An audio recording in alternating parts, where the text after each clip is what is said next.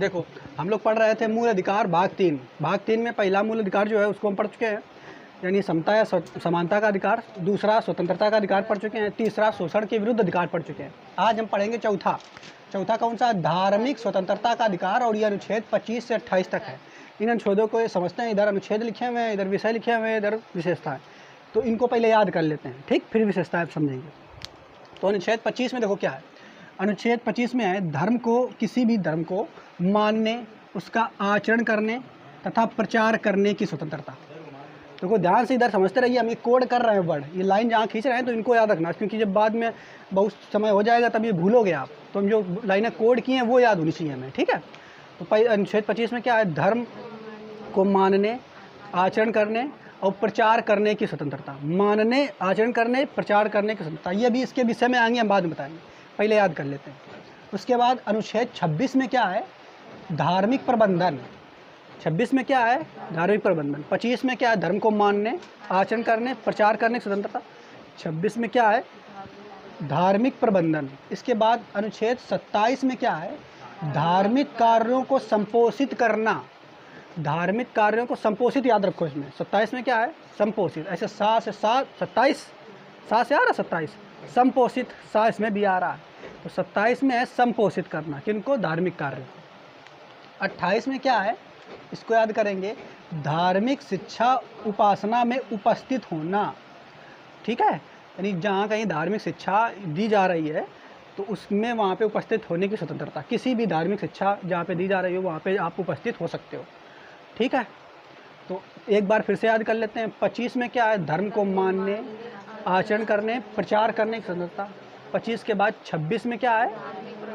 धार्मिक प्रबंधन। सी केवल प्रबंधन चाहो तो याद कर लो। उसके बाद 27 में क्या है? धार्मिक कार्यों को संपोषित करना, संपोषित करना। 28 में क्या है? किसी भी धार्मिक शिक्षा उपासना में उपस्थित होने की स्वतंत्रता। ऐसे याद हो गया बिल्कुल। अब इनके बारे में क्या करके हम जानते हैं, ठीक है। चलो देखो, पहला दिया गया है किसी धर्म को मानने। देखो हमारा जो भारत देश है, इस भारत देश में कोई भी धर्म मतलब देश का धर्म नहीं है, मतलब हमारा देश का राष्ट्रीय धर्म कोई नहीं है। जैसे पाकिस्तान ने अपने देश का राष्ट्रीय धर्म बना लिया, इस्लाम है वहाँ का, ठीक है।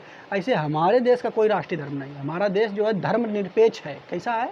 धर्मनिरपेक्ष। यहाँ व्यक्ति का धर्म होगा, व्यक्ति जो चाहे वो धर्म अपना सकता है, लेकिन राष्ट्र बाध्य नहीं करेगा कि आप इसी धर्म को अपनाइए। राष्ट्र का मतलब सरकार ही आपसे बाध्य नहीं करेगी कि आप इसी धर्म को अपनाइए, हिंदू को अपनाइए, मुस्लिम को, किसी को भी आप अपना सकते हो, जो आपकी इच्छा होगी, ठीक। तो यहाँ पे हम समझते हैं। देखो पहले क्या 25 में क्या कह रहा है? अनुच्छेद 25 में स्वतंत्रता मिली है कि आप किसी भी धर्म को मान सकते हो, उसका आचरण कर सकते हो और उसके अलावा उसका प्रचार कर सकते हो, ठीक। अब कैसे? देखो, अब मान लो कोई धर्म है, ठीक, कोई भी धर्म जो है, अब मान लो आप अगर हिंदू धर्म में जन्म लिए हो, ठीक, तो हिंदू धर्म को आप जन्म लिए हो तो आप हिंदू होगे, जन्म से ही आपको धर्म मिला हुआ है। लेकिन आपको क्या हुआ कि आप मान लो इसे बड़े हुए तो आपको क्या हुआ? मुस्लिम धर्म के जो गाने होते हैं, है ना, वो आपको अच्छे लगने लग गए। तो आप क्या कर सकते हो? आप बन तो आप हिंदू तो हैं, लेकिन आप उन गानों को अंतःकरण कर सकते हो। अंतःकरण का मतलब मन ही मन आप गुनगुना सकते हो। इसका मतलब ये नहीं कि आप क्या करो कि आप अपना धर्म छोड़ करके उसको दूसरा धर्म को अपना लो, जिसको आप लोग इस समय वर्तमान समय में एक बहुत ज़्यादा पहलू चल रहा है, लव जिहाद, ठीक, लव जिहाद मामला।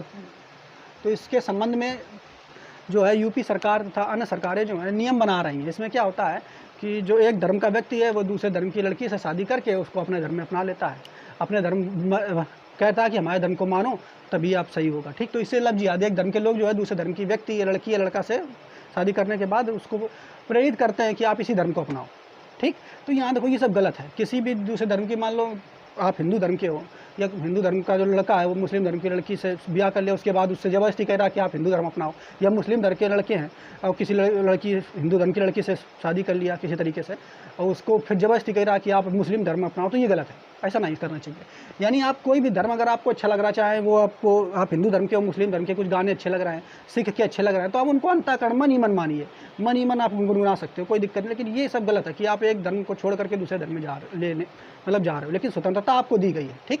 उसके अलावा क्या धार्मिक प्रचार कर सकते हो? आप जिस धर्म के हो, चाहे आप हिंदू को, मुस्लिम, सिख, ईसाई, किसी भी धर्म के हो, अपने धर्म का आप प्रचार कर सकते हो। आपको प्रचार करने से कोई रोक नहीं सकता है। प्रचार करने का मतलब आपके जो धर्म में त्यौहार होते हैं तो आप उस त्योहारों को अच्छे से मना सकते हो। उसके अलावा देखो मुस्लिमों, जब हिंदू धर्म में क्या होता है, नवरात्रि ये सब होते हैं त्यौहार की नहीं, तो बढ़िया नवरात्रि में मेले लगते हैं। उसके अलावा ये जो दीपावली के पहले क्या आता है? दशहरा। दशहरा में मेला वगैरह सब लगते हैं कि नहीं? तो वो सब हिंदू धर्म का ही प्रचार करने का तो सिस्टम है एक तरीके से। उसके अलावा मुस्लिमों में भी वो त्यौहार होते हैं, ठीक है, तो वहाँ पे भी वो अपना प्रचार करते रहते हैं, तो प्रचार करने की स्वतंत्रता इसी में प्राप्त है। इसके अलावा धार्मिक कार्य आप कर सकते हो, कोई भी धार्मिक कार्य करोगे तो आपको मनाही नहीं है। जैसे आप यहाँ पे देखो, जैसे सिखों में क्या है, तो सिखों में क्या होता है, उनको पगड़ी पहनने का अधिकार है, ठीक। तो अगर वो बाइक चला रहे हैं तो बाइक चलाते समय मान लो हेलमेट नहीं लगाएंगे तो उसको पुलिस नहीं पकड़ेगी, बिल्कुल किसी भी सिख को पुलिस नहीं पकड़ेगी, क्योंकि वो उनके धर्म में पहले से बताया गया कि आपको पगड़ी पहनना है, ठीक है। उसके अलावा वो तलवार भी रखते हैं, छोटी सी, सिख के धर्म के जो लोग होते हैं वो तलवार भी रखते हैं, ठीक है, 5 चीज़ें रखते हैं, कंगा रखते हैं, कृपाण का 3-4-5 चीज़ें होती हैं, तो तलवार भी रख सकते हैं, ठीक। तो यहाँ सिखों में दिया गया, तो इसमें कोई रोक नहीं सकता, वो तलवार रख करके यहाँ से विदेशों में जाते हैं। लेकिन इसका मतलब ये नहीं कि बड़ की तलवार रखेंगे, छोटी से रखेंगे चाकू की तरीके से यहाँ पे, है ना, उसका दुरुपयोग नहीं करते हैं, वो खुद बहुत समझदार होते हैं सिख धर्म के लोग। तो उनको ये स्वतंत्रता मिली है, अपने धर्म को आचरण करने के लिए स्वतंत्रता दी गई है कि आप जैसे वैसे अगर आम व्यक्ति कोई जाएगा मान लो, हाँ, वो हेलमेट नहीं लगाया तो पुलिस चालान काट देगी, लेकिन सिखों का चालान वगैरह नहीं काटेगी, क्योंकि उनके धर्म में लिखा हुआ है ना, कि आप पगड़ी पहनोगे, तो पगड़ी अगर पहने हो तो पुलिस उनको नहीं पकड़ेगी। उसके अलावा देखो मुसलमानों में क्या होता है, मुस्लिमों में क्या होता है, हिजाब, है ना, हिजाब पहनती हैं महिलाएं, समझ पा रहे हो कि नहीं? तो उसमें उनकी स्वतंत्रता है, वो अपना जैसे चाहे, अगर मन है तो पहने, नहीं मना तो कोई दिक्कत नहीं। हिंदू धर्म में क्या होती है, महिलाएं हैं सिंदूर लगा लेती हैं, शादीशुदा वाली महिलाएं तो बहुत बढ़िया, शादी हो जाती है कितना बढ़िया, इतना सिंदूर लगाती है, तो उनका वो अलग स्वतंत्रता है। इनके संदर्भ में वो सिंदूर, एक बार क्या था, सीता माता जी थी, हनुमान जी और सीता माता, सिंदूर कहाँ से, हनुमान जी के ऊपर देखते हो मूर्ति में सिंदूर बहुत लगाया जाता है ना, तो था क्या है, तो उसमें एक बार सीता माता जी बैठी थी वाटिका में, अशोक वाटिका में, और वो सिंदूर लगा रही थी, ठीक। और तभी हनुमान जी पहुंच गए उनके पास, और जैसे हनुमान जी उनके पास पहुँचे तो पूछने, माता माता ये क्या चीज़ है जो आप लगा रहे हो अपने माथे में? तो कहा ये सिंदूर है। कहा ये क्यों लगाते हैं? कहा अगर इसको लगाएंगे तो राम जी की जो है आयु बढ़ जाती है, राम जी जो है बहुत उनकी आयु बढ़ जाए। कहता अच्छा इसी बात है? कहते रुको रुको माता जी अभी माते हैं। और हनुमान जी गए, थोड़ी देर में वहाँ से गए, और जाने के बाद जितना सिंदूर था उठा के पूरा लपेट लिया अपने पूरे बॉडी में, ये सब चिपड़ लिया ऊपर से लेकर नीचे तक है। कहा माता जी देखो अब ठीक है। ये क्या है? ये क्या माता हंसने लगी सीता माता, ये क्या चीज़ है?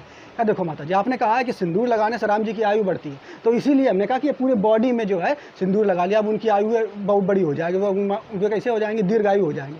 तो सीता माता जी हंसने लगी कि देखो सबसे असली जो भक्त है वो इस तरीके का होना चाहिए। तभी वो सीता माता जी ने उनको आशीर्वाद दिया था कि अगर कोई व्यक्ति अगर तुम पे हनुमान जी पे सिंदूर चढ़ाएगा, ठीक है, तो उसकी सारी मनोकामनाएं पूरी होंगी। तभी से ये जो है प्रचलित है कि हनुमान जी की जो मूर्ति होती है उनके ऊपर सिंदूर जो है व्यक्ति चढ़ाते हैं। समझ पा रहे हो कि नहीं? ठीक है, तो ये तो सिंदूर वाला जो है हिंदू धर्म का हो गया, हिजाब मुस्लिम धर्म का हो गया, कृपाण जो है सिख धर्म से रिलेटेड हो गया। ठीक, तो धर्म को मानने तथा उसको आचरण करने की स्वतंत्रता किसमें दी गई है? 25। इसके बाद 26 में देखेंगे धार्मिक प्रबंधन। ठीक है, तो धार्मिक प्रबंधन का मतलब क्या है? और यहाँ पे देखो ये व्यक्तिगत स्वतंत्रता है। व्यक्तिगत मतलब समझ रहे हो? एक व्यक्ति, जैसे अब हम हिंदू हैं तो हम चाहे हमें मुस्लिम धर्म का कोई गाना अच्छा लग रहा है कुछ है तो हम उसको अंतःकरण कर सकते हैं। तो ये व्यक्तिगत स्वतंत्रता यानी एक व्यक्ति की स्वतंत्रता। और यहाँ पे जो 26वां ये सामूहिक स्वतंत्रता है। ठीक है, इसमें धार्मिक प्रबंधन अब करना है तो भाई धार्मिक प्रबंधन से मेले का आयोजन होता है या अन्य चीज़ों का आयोजन होता है, किसी मंदिर का अगर नया निर्माण होगा, मस्जिद का निर्माण होगा, कुछ गुरुद्वारा का निर्माण होगा, तो उसके लिए भैया पैसे की जरूरत पड़ेगी कि नहीं? तो जो पैसे की जरूरत पड़ेगी तो उसमें लोग जो है मिल बांट के उस पैसे का प्रबंध करेंगे। ठीक, तो धार्मिक प्रबंधन 26 में है। यहाँ पे देखो धार्मिक कार्यों में प्रबंधन में कुछ पैसा लगेगा तो वे सभी लोग व्यक्तिगत नहीं है या सामूहिक रूप से सभी लोग समूह में इसका वो करेंगे। ठीक है, इसके अलावा स्थापना क्या मंदिर या मस्जिद कुछ भी स्थापना करना है तो उसके लिए पैसों की जरूरत पड़ेगी। ठीक, तो वो किसके अनुच्छेद के अंतर्गत आएगा? 26। ठीक, उसके अलावा संपत्ति और वैधानिक खर्च। वैधानिक खर्च में ये समझ लो, वैधानिक खर्च मतलब जितने भी कोई धार्मिक कार्य कराए जा रहे हैं तो उसमें जो खर्च आएगा वो सभी लोग सामूहिक रूप से एकत्र करेंगे। देखो जब कभी मेला वगैरह होते हैं तो सभी लोगों से चंदा नहीं किया जाता है, तो सभी लोगों से धर्म से जुड़ा हुआ चीज़ है, तो धार्मिक स्वतंत्रता प्राप्त है यहाँ पे। लेकिन यहाँ पे प्रबंधन किया जा रहा है सभी लोगों से मिल बांट करके। समझ रहे हो? तो किस अनुच्छेद में ये बताया गया है? 26 में। ठीक है, समझ पा रहे हो कि नहीं? ऐसे भी प्रश्न हो सकता है, मेले का आयोजन आपके क्षेत्र में होता है, उसमें सभी लोग उसका मतलब आयोजन कराते हैं, बताइए ये भारतीय संविधान के किस अनुच्छेद में वर्णित है? तो बता सकते हो अनुच्छेद 26 में। ठीक है, समझ पा रहे हो कि नहीं? इसके बाद 27 धार्मिक कार्यों को संपोषित करना। ठीक, संपोषित का मतलब आप समझ रहे हो? संपोषित करने का मतलब ये होता है कि सरकार जो है अगर कोई धार्मिक कार्य हो रही है तो सरकार जो है उसको संपोषित करेगी कि भैया आराम से आप लोग करिए, उसमें कोई रोक टोक नहीं करेगी सरकार। तभी देखो जब मेला वगैरह या ये कोई भी त्यौहार होती है तो उस समय पुलिस आ जाती है ताकि जो त्यौहार या मेला मनाए जा रहे हैं उसमें कोई दंगा फसाद ना हो। समझ पा रहे हो कि नहीं? होता है कि नहीं, ऐसा आप लोग देखे होंगे। उसके अलावा जो धार्मिक कार्यों से जुड़े हुए चीज़ें हैं तो उसमें सरकार जो है उनको टैक्स फ्री कर दिया है। मतलब धार्मिक कार्यों से जुड़ा हुआ जितना भी चीज़ें हैं उसमें सरकार पैसा नहीं लेती है, अन्य चीज़ों में सरकार टैक्स लेती है। ठीक है, आपके घर का भी टैक्स आता होगा, आप रोड पे चलते हो उसका भी टैक्स पड़ता है, आप जो चीज़ें खाते हो सबका टैक्स पड़ता है, जो चीज़ भी ले रहे हो उसमें सरकार का टैक्स जीएसटी लगा होता है। लेकिन धार्मिक कार्यों में जो है टैक्स नहीं लगता है। देखो मंदिर में बहुत सारा पैसा आता है लेकिन उसमें टैक्स नहीं पड़ता, सरकार टैक्स लेती नहीं है। सरकार बस क्या ले सकती है, अगर लेगी, मान लो को बहुत बड़ा मंदिर है या मस्जिद है तो उसमें बस सरकार एंट्री फीस ले सकती है। ठीक है, एंट्री फीस ले सकती है, मतलब कोई व्यक्ति जा रहा है तो उसके लिए उस मंदिर या मस्जिद का एंट्री फीस सरकार लेगी, टैक्स नहीं लेगी। जो चंदा चढ़ाया जाता है, देखो केरल के उधर जो साउथ में मंदिर, बहुत सारे मंदिर हैं तो वहाँ तो बहुत सारा धन आता है, और ऐसे मस्जिदों में भी आता है तो बहुत सारा धन आता हो तो उनसे कोई टैक्स नहीं लिया जाता। वो सारा जो पैसा आएगा वो सब मंदिर और मस्जिद या धार्मिक चीज़ों को बढ़ावा देने के लिए। ठीक है, तो ये बात संपोषित करना 27 में, टैक्स वैक्स नहीं लिया जाता है। किसमें? अनुच्छेद में 27 में।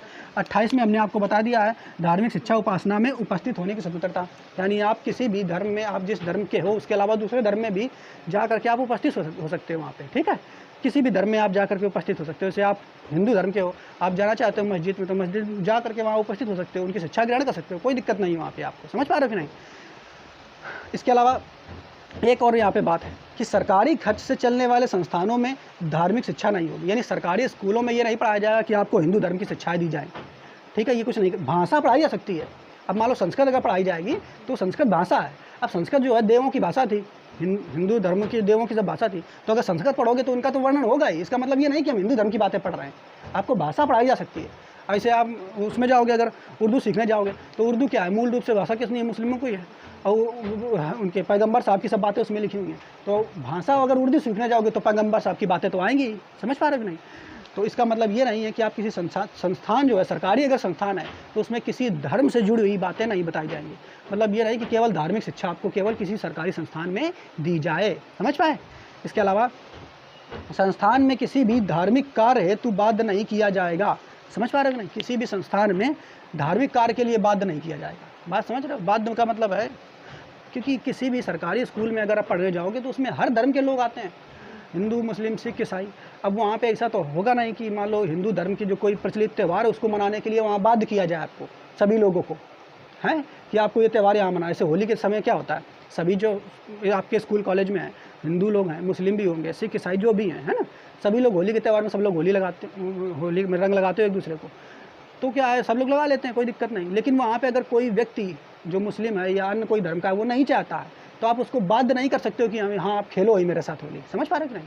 क्लियर? वो अपने मन से सब कर सकते हैं, उनका अगर मर्जी है तो करें, नहीं तो कोई दिक्कत नहीं। क्लियर? ठीक है, तो उम्मीद है ये आपको समझ में आया होगा। एक बार इसको फिर निकाल कर लोगे। पहला क्या है, 25 में धर्म को मानने, आचरण करने, प्रचार करने की स्वतंत्रता। 26 में क्या है, धार्मिक प्रबंधन करने की स्वतंत्रता। फिर उसके बाद संपोषित, 27 में संपोषित करने की स्वतंत्रता। 28 में क्या है, धार्मिक शिक्षा उपासना में उपस्थित होने की स्वतंत्रता।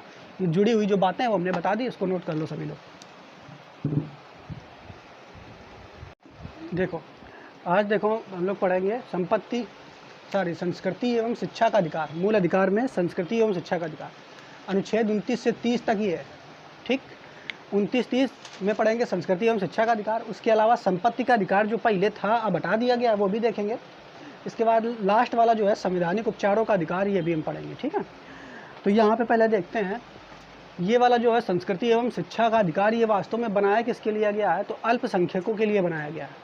अल्पसंख्यक क्या किसे कहते हैं, जो कम मात्रा में उपस्थित हैं।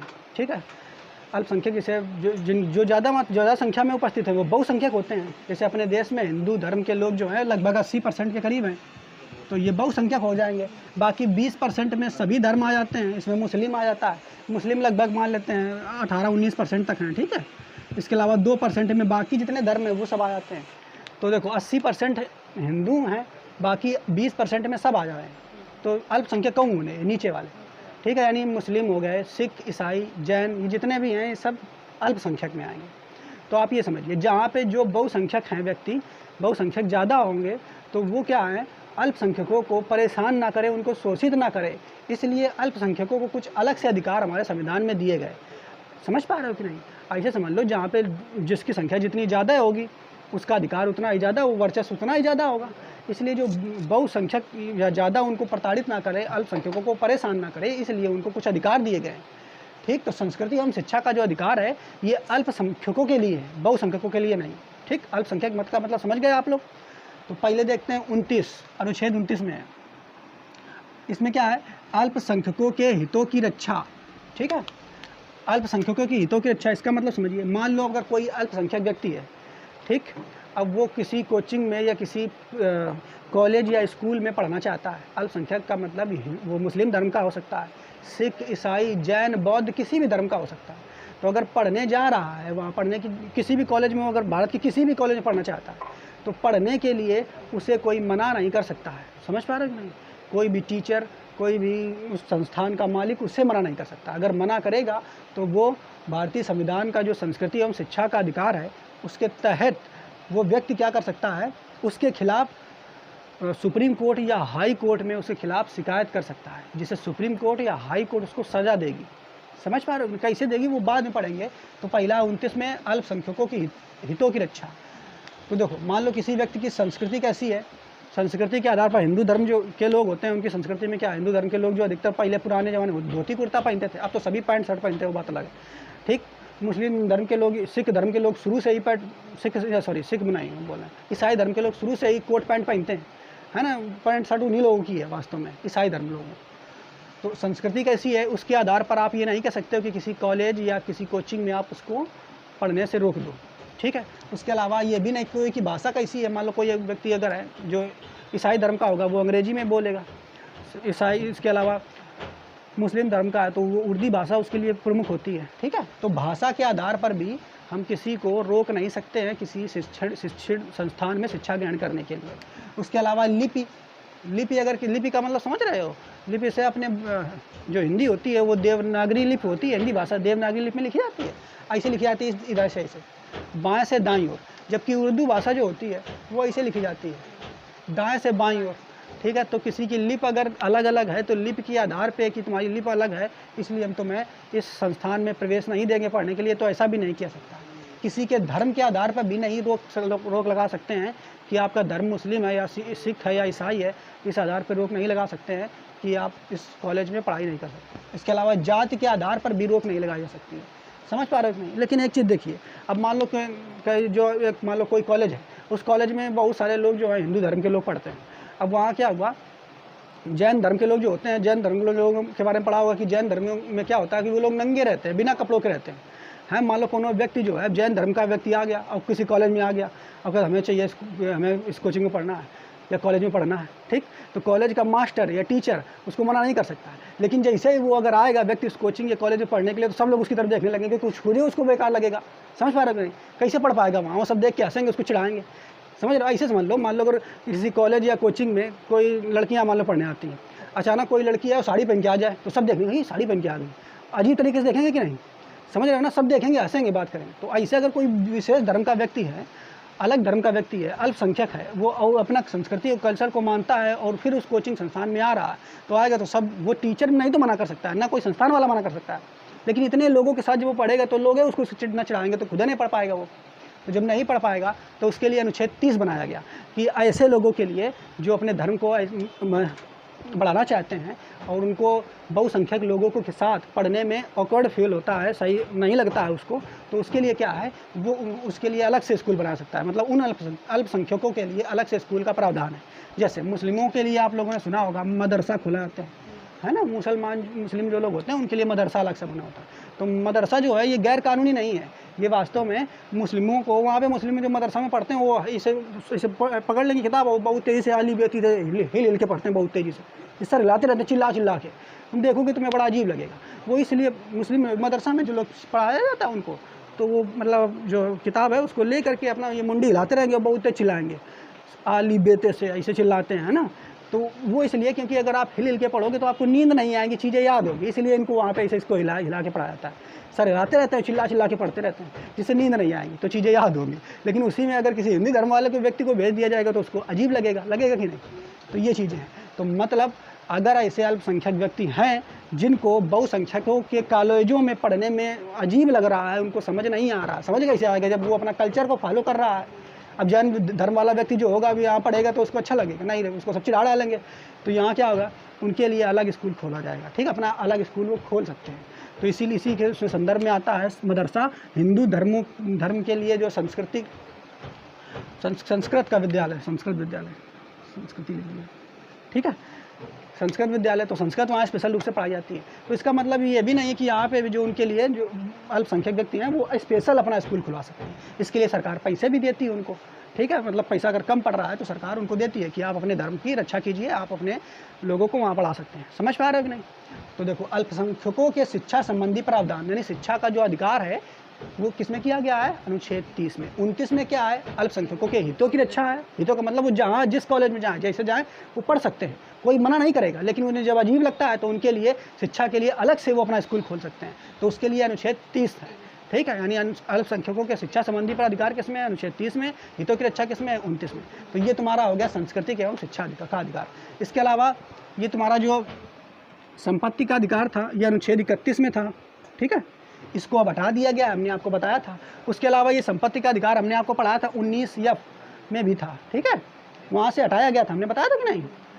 तो वहाँ पे देखो 19 वाले में जहाँ पे अभिव्यक्ति की स्वतंत्रता थी, एक व्यक्ति बोलता है सरकार के खिलाफ, बताया था कि नहीं? तो वहाँ पे ये संपत्ति का अधिकार वहाँ भी था। वहाँ कौन सी संपत्ति थी? हमने बताया थी, कोई व्यक्ति अगर संपत्ति खरीदता है।